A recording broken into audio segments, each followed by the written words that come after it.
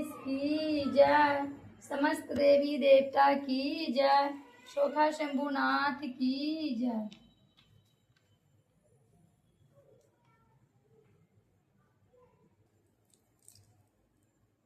Charge की नहीं पापा को कॉल करिए।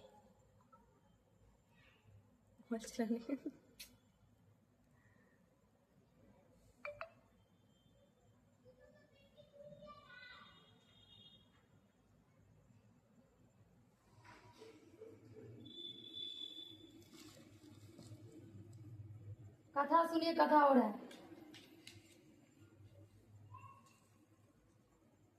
बहुत वर्ड कथा। प्रेम से बोले करवा माता की जय। एक साहूकार था जिसके 7 बेटे और 1 बेटी थी। सातों भाई और बहन एक साथ बैठकर भोजन कर रही थी करते थे। एक दिन कार्तिक की चौथ का व्रत आया तो भाई बोला कि बहन आओ भोजन करो। बहन बोली कि आज करवा चौथ का व्रत है, चांदमा उगने पर ही खाऊंगी। तब भाई ने सोचा कि चांद उगने तक बहन भूखी रहेगी, तो एक भाई ने दिया जलाया, दूसरे भाई ने छलनी लेकर उसे ढककर और नकली चांद दिखाकर बहन से कहने लगी कि चलो चांद उग आया है, अर्घ्य दे दो। बहन अपनी भाभीियों से कहने लगी कि चलो अर्घ्य दे दो। भाभी बोली तुम्हारा चांद उग गया होगा, हमारा चांद तो रात को उगेगा।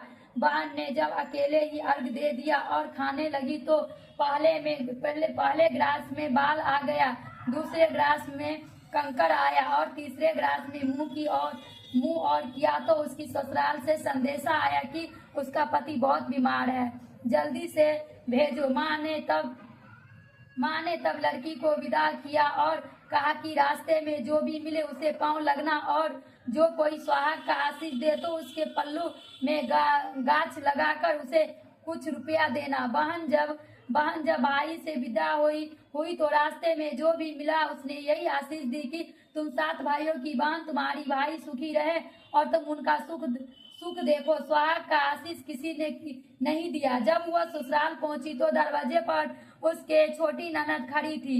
वह उसके भी पांव लगी तो उसने भी कहा कि सुहागी रहो, सपुत्री हो। तो उसने यह सुनकर पल्ले में गांठ बांधी और ननद को सोने का सिक्का दिया।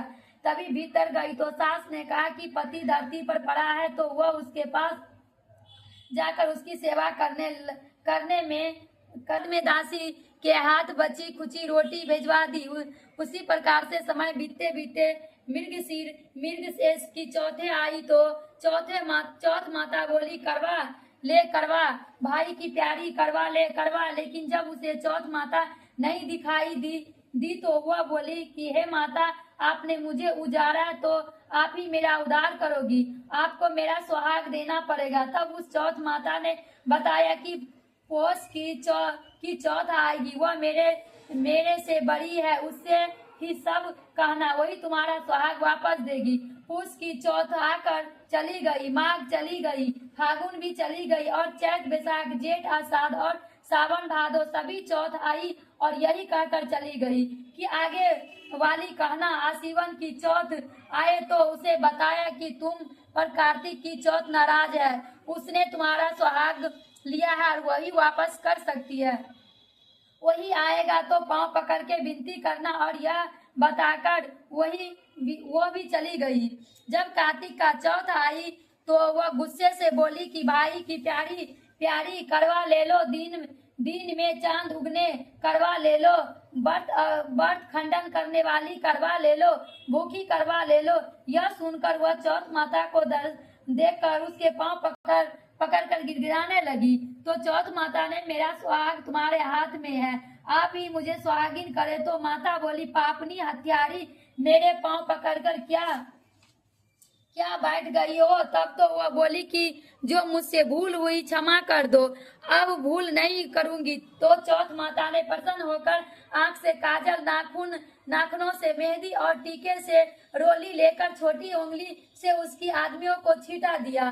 तो वो उठकर बैठ गया और बोला कि आज मैं बहुत सोया हूँ। बहुत क्यों सोया हूँ, मुझे तो 12 महीना हो गए।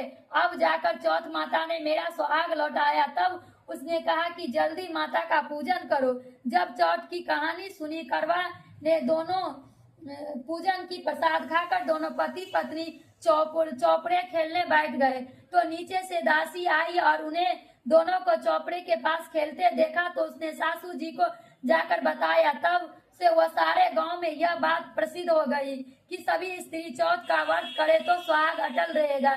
जिस तरह से साहूकार की बेटी का सुहाग दिया उसी तरह से चौथ माता सबकी सुहागिन रखे। यह करवा चौथ का उपासन की संतना महिमा है। करवा चौथ का व्रत कथा अति प्राचीन काल की बात है। एक बार पांडु पुत्र अर्जुन तप करने के लिए नीलगिरी पर्वत पर चले गए थे। उधर पांडव और उनके मुसीबत से पहले थे कि द्रौपदी ने शोक विहाल हो श्री कृष्ण की आराधना की। श्री कृष्ण ने उपस्थित हुई और पूछा कि कहो क्या कष्ट है तुम्हें। प्रभु द्रौपदी ने हाथ जोड़कर कहा, मुझे क्या कष्ट है आप तो स्वयं जानते हैं। आप तो अंतर्ध्यानी, मुझे कष्टों बोझ में बहला कर दिया है। क्या कोई ऐसा उपाय है जिससे इन कष्टों को छुटकारा मिले। तुम्हारा प्रश्न अति उत्तम है। द्रौपदी कृष्ण मुस्कुराकर बोले कि प्रभु फिर मुझे दुखी नारी का कष्ट दूर करने का उपाय बताइए।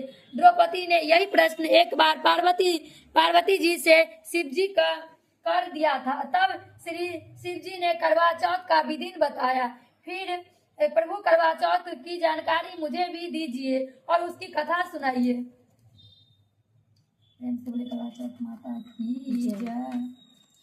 तब श्री कृष्ण ने एक पल सोचने के बाद कहा, दुख सुख जो संसारिक माना जाता है, प्राणी उसमें सदा ही लिप्त रहता है। मैं तुम्हें अति उत्तम करवा चौथ व्रत की कथा सुनाता हूँ और इसे ध्यान से सुनो। प्राचीन काल में गुणी विद्वान धर्म प्राणी एक ब्राह्मण रहता था। उसके 4 पुत्र था।